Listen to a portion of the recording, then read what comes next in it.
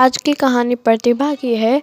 प्रतिभा 9वीं class में पढ़ाती थी सब बच्चों को। वो इतनी मोटी थी कि एक कुर्सी पे नहीं बैठ पाती थी। उसने स्कूल के पीएन को कहा, शाम इस कुर्सी के दोनों हाथ तोड़ दो। ये दोनों हाथ मुझे बहुत ज़्यादा चुभते हैं। ये ठीक से बैठने नहीं देते। जब घनश्याम ने इन्हें हाथ लगा के देखा तो वो बोला, इन्हें तोड़ने में ज़्यादा देर नहीं लगेगी, ये आसानी से टूट जाएंगे क्योंकि आपके वज़न से वैसे ही हिल रहे हैं। उसने फिर दोनों को हाथ लगाया और वो जैसे ही हाथ मारा दोनों हाथ टूट गए उसके। आप आराम से बैठ सकती हैं। घनश्याम ने इसीलिए हाथ तोड़ दिए थे ताकि प्रतिभा उसके अंदर सही से बैठ पाए। उस दिन जैसे ही प्रतिभा क्लास में पहुंची तो उसके बोर्ड पे हम्टी डम्टी का फोटो बना हुआ था। उसका बच्चे मजाक उड़ाते थे। प्रतिभा उस फोटो को देख के बहुत ही ज़्यादा गुस्सा हो गई। फिर वो बहुत गुस्से में बोली, ये हम्टी डम्टी किसने बनाया है? सारी क्लास चुप हो गई। प्रतिभा ने वो बोर्ड से मिटा दिया हम्टी डम्टी। प्रतिभा जानती थी उसके मोटापे की वजह से वो सारे बच्चे बहुत मजाक उड़ाते थे उसका। की वजह से अपना मोटापा भी नहीं कम कर पाती थी। वो स्कूल आने से पहले वो पराठे आलू के खा के आती थी 4। उसके बाद स्कूल जब ख़त्म होता तो वो मोमोज खाती और वो बहुत सारी चीज़ें खाती। इसी वजह से वो मोटी होती जा रही थी मोटी। क्लास के बच्चे हंसते ही थे लेकिन दूसरी क्लास की टीचर्स भी हंसती थी उस पर बहुत ज़्यादा। अपने मोटापे की वजह से तेज़ चल भी नहीं पाती थी। दूसरी टीचर्स भी बोली, मोटी से तो चला भी नहीं जाता। मुझे तो डर लगता है कि इसके चलने से ज़मीन ही ना फट जाए।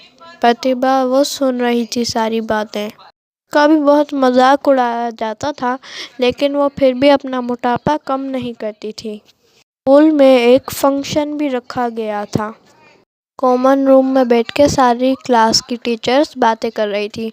मैं तो साड़ी और हाई हील पहन के आऊँगी। हाँ, मैं भी अच्छा सा लहंगा और प्यारी सी चप्पल पहनूँगी।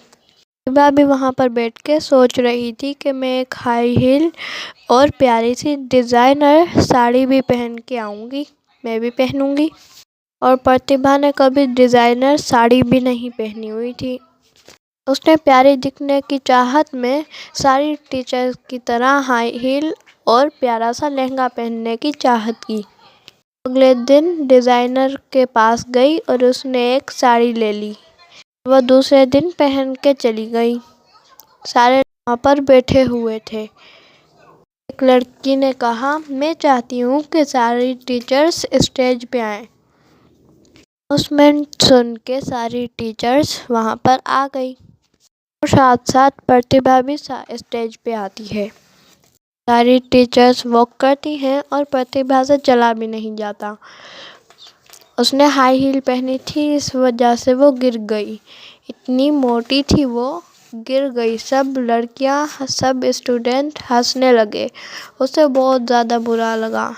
फिर एक टीचर ने आके उसे उठाया। फिर जब अगले दिन प्रतिभा आती है वो सारे बच्चों को पढ़ाने, वो बोर्ड पे देखती है हम्टी डम्टी गिरा हुआ था। उससे इतना ज़्यादा गुस्सा आया और वो समझ जाती है कि बच्चे उसी का मजाक उड़ा रहे हैं। वो आज फिर बोर्ड को मिटाया और वह अपनी कुर्सी पे जाके बैठ गई और कुर्सी टूट गई और प्रतिभा भी साथ साथ गिर गई। उसे बहुत ज़्यादा चोट लगी। वो चिल्लाने लगी। का पीएन भागते हुए क्लासरूम में आया। उसने देखा प्रतिभा गिर गई थी। उसने कहा, क्या हुआ टीचर जी, आपको चोट तो नहीं लगी? मैं उठ नहीं पा रही हूँ, मुझे उठाओ।